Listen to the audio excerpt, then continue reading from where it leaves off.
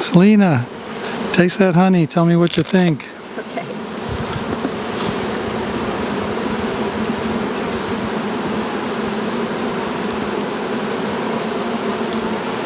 Oh, that's awful. That's really awful.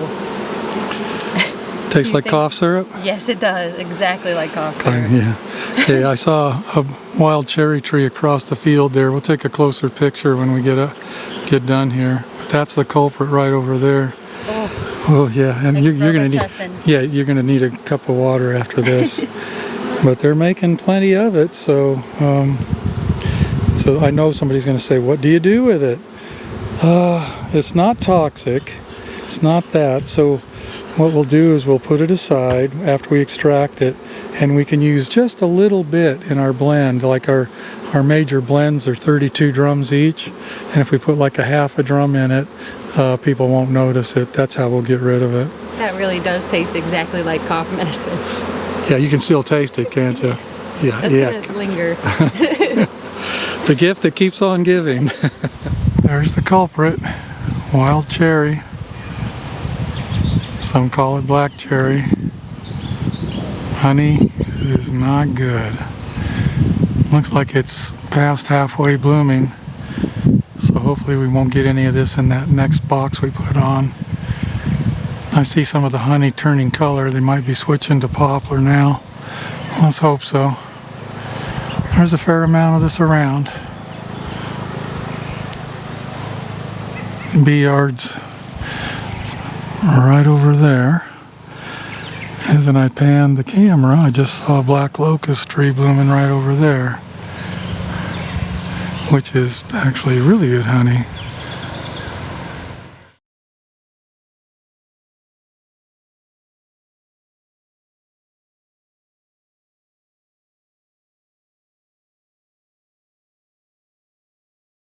Well, we're starting to repopulate our yards again.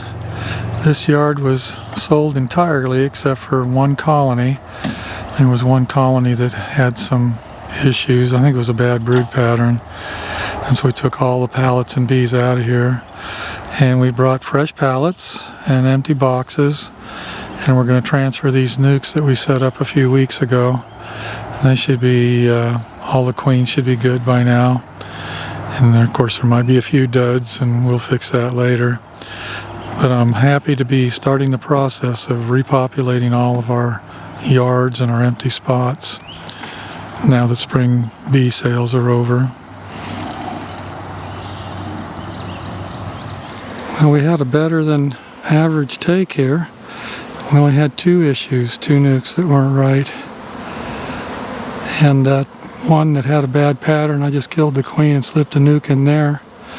So now we know every colony in this yard has a new queen.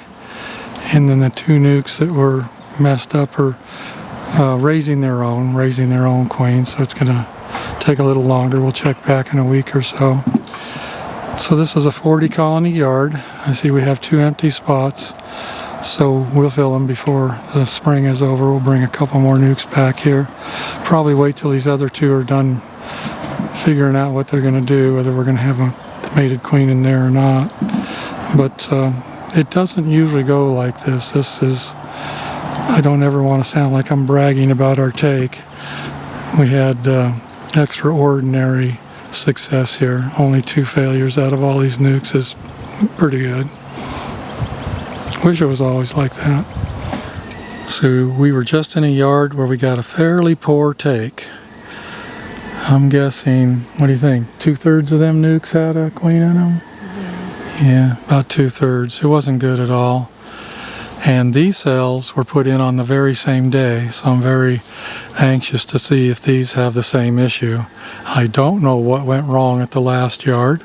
Sometimes we don't know what went wrong or what went right. But we're going to check these right now and see if they did any better. I know there was a cold stretch through the time that all of these queens should have been mating, and that could have played part of it. Just don't know. But this will tell us something, see what these nukes did. They were made on the same date. Okay, first nuke. These were made with 2 to 2.5 frames of brood, a frame of food, and an extra drawn comb.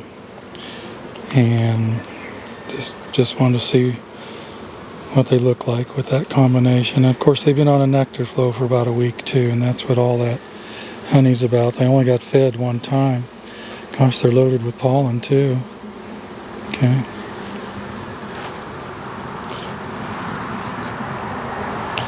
We're not looking for the queen, we're just looking for proof that she's there. And there it is. It's loaded with larvae, old larvae too, they're about to seal it. And I can already see the sealed brood on the next frame. That is all we need to see. It goes back together, and we know that that will get... We're going to move these nukes to another location to repopulate a yard. And what's going to happen is the good ones will stay on the stands. Anything that's a dud will be stacked up in a pile in the middle. And then those bees will tend to drift back to the ones that are good, that are still on the original location.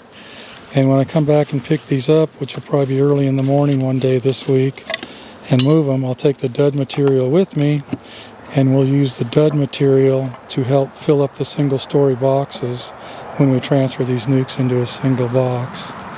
This one doesn't look quite as robust.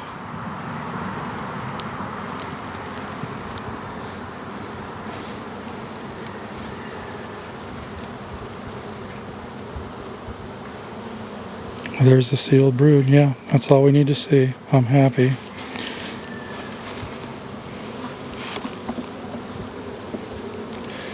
Let's look at one more before I shut the camera off. I hope that what happened in the last yard was just a freak thing, and that we're not going to continue with those kind of numbers. 2/3 is not good.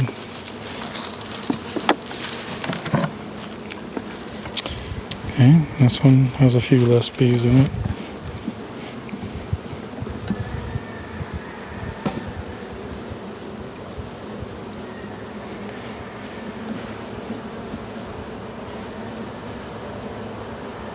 There's eggs. Larva? Just eggs.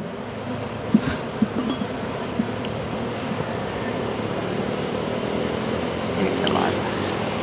Full of larvae, but is there any sealed brood? If there's no sealed brood, then that means they raise their own. Okay, it's loaded with larvae, but there's no sealed brood, so this colony would have rejected our cell. Perhaps our cell didn't hatch, whatever, but they raised their own queen. And that's not as good, but it's okay, you know, I'll take it.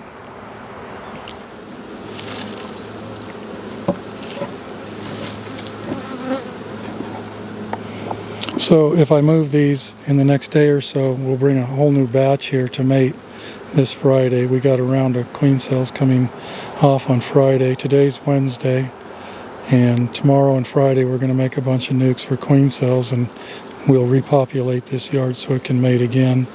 We have a yard about a half a mile from here that's loaded with the kind of drones we like. So, oh yeah, this one's good. That's our queen.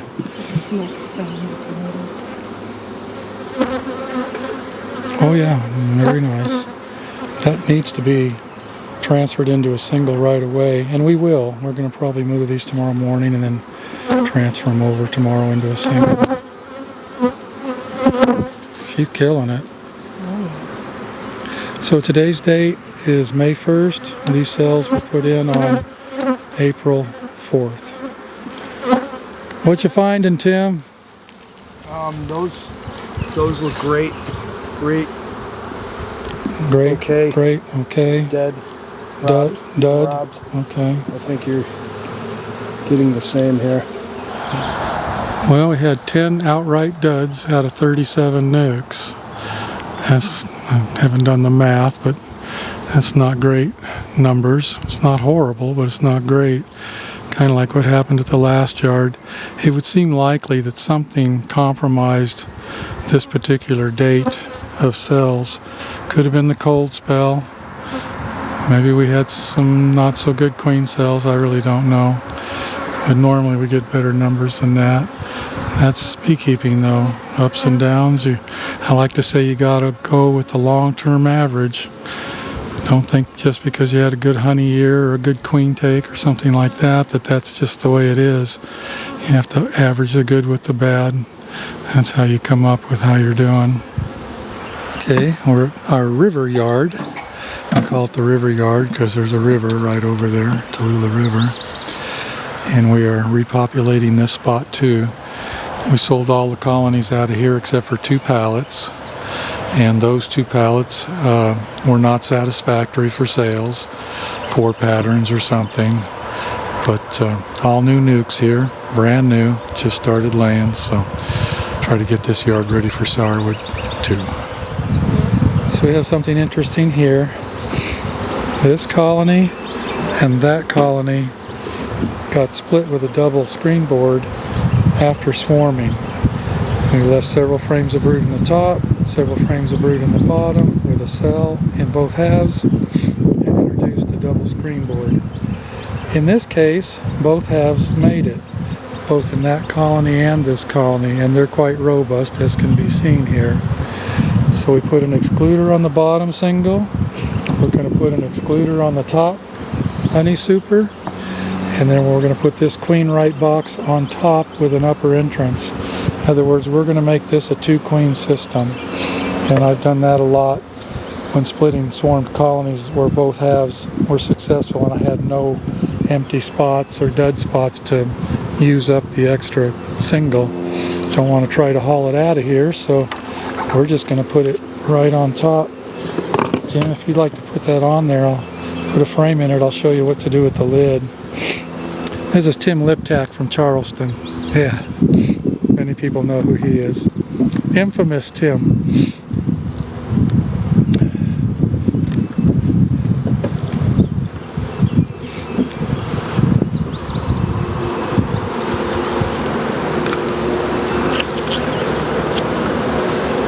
Okay. Finish him off, yeah.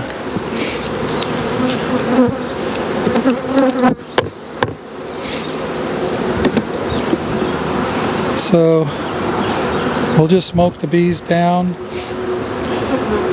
and sometimes I just scrape all this burr comb off. This is what happens with a rim or a rim on a lid if you're running out of space. I'm actually just going to make a mess here. I'm going to leave a entrance at the back here. Let's just squash it down, Tim. I know that sounds gross, but the bees will clean that up. I hate to waste it, honestly. Just smash it on down. And then the next time we come, of course, it'll be a bunch of comb in there to scrape off. But for now, all that honey is now oozing and dribbling down through the colony, and they'll clean it up, hopefully, and put it in this box. And then we created an entrance right here with the lid for the upper box. And that works right there. I can run them all season as 2 queens if I want. Or if anything else in this yard goes bad, we can replace it with one of these. And now we're going to do the exact same thing with this colony because it is the same exact thing. It had swarmed on 3/27. It's been about a month and 3 days since they swarmed. We've already got the excluder right here. We're just going to do the same thing. I kind of set that box aside because I thought we might have a dud in here somewhere and need to use it, but we did not, oddly enough. So this box is now a honey super.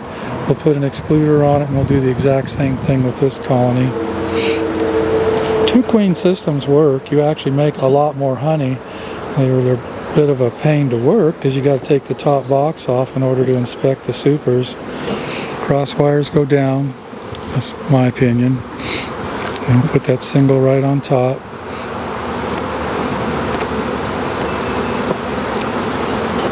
Yeah, full of burr comb.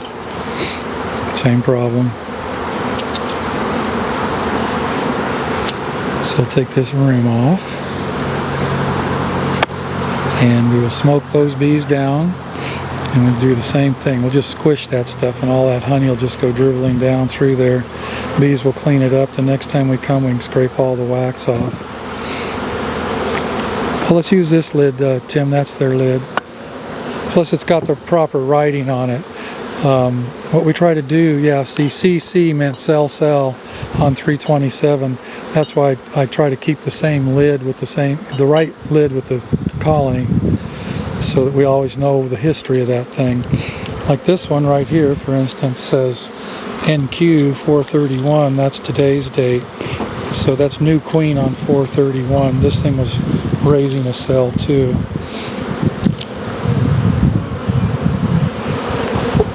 This one has a VQ51 virgin queen.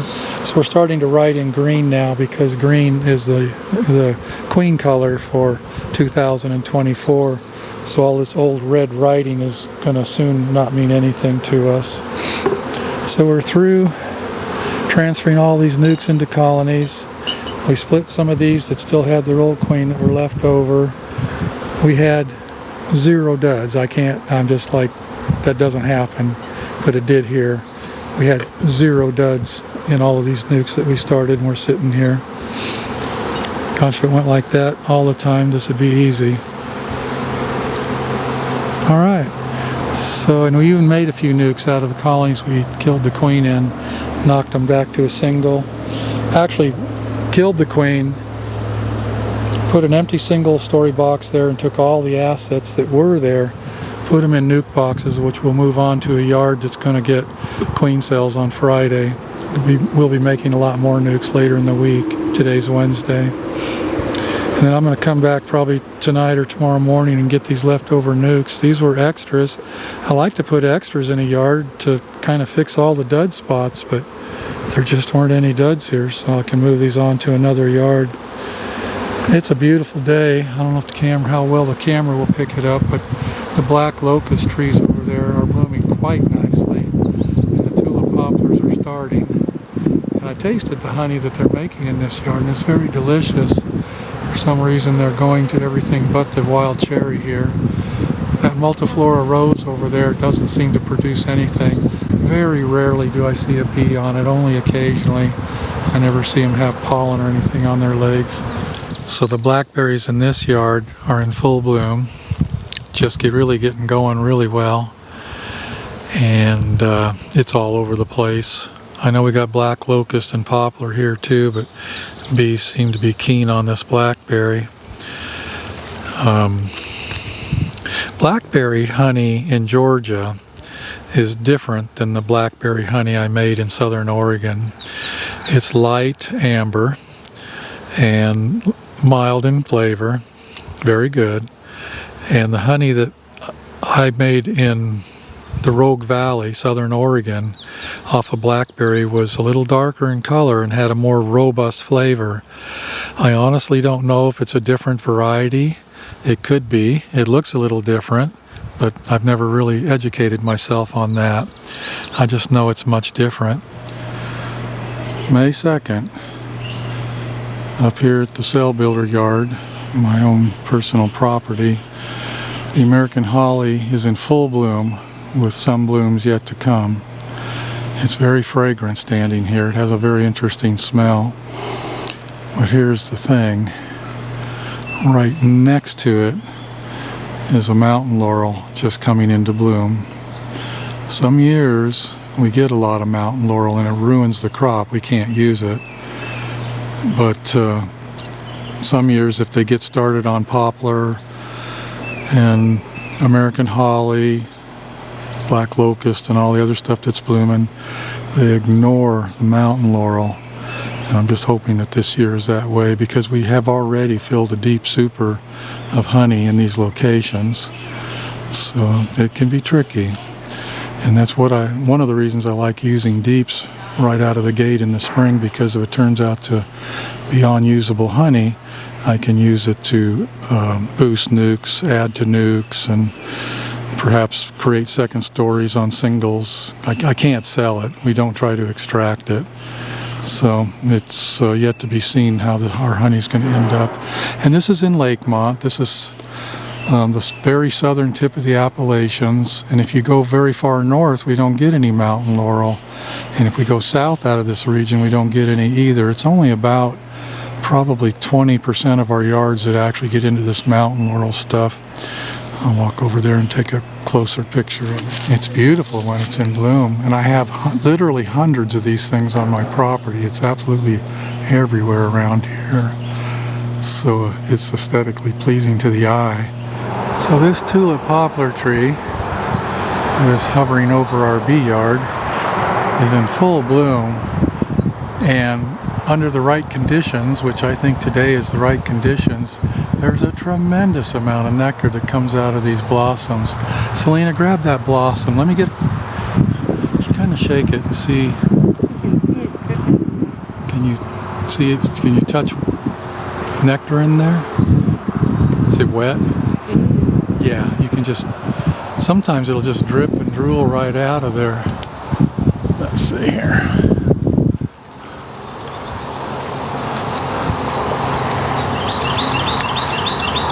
Yeah, that's wet inside. See